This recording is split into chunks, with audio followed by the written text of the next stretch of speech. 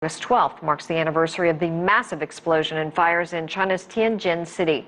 165 people were killed and almost 800 people were injured. 1 year on from this accident, there are changes and life is beginning to return to normal. Zhang Yibing reports. It was a day no one in Tianjin would forget. Two massive explosions ripped through the warehouse in Tianjin port, causing heavy casualties. The closest residential area, known locally as the harbor, were severely affected. People living here were desperate. Wang was one of them.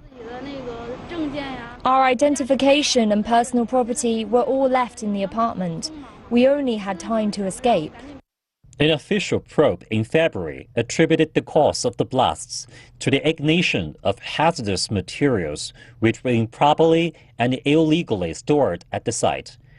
123 people, including company managers and government officials, faced punishment. Things have improved since, but cleanup operations remain slow due to difficulties. A year has passed since the massive blast in Tianjin. We're here at the closest residential area close to the main explosion site. The buildings here have been renovated and some families have returned. Wang's family returned in June after local authorities assured the area was safe. The local authority periodically releases environmental monitoring data and provides water samples. They replaced the 30-centimeter deep earth here with fresh soil.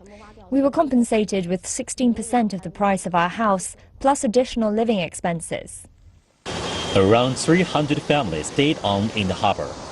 700 others signed buyback agreements and left. Similar offers were made in 6 other communities close to the blast site. But there are still things to be done there.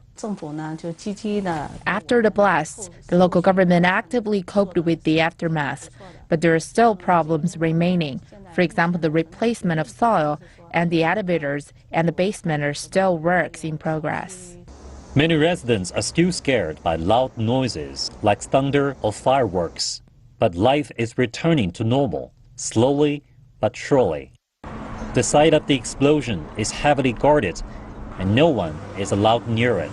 In time, it will be transformed into the memorial park to remember those who perished.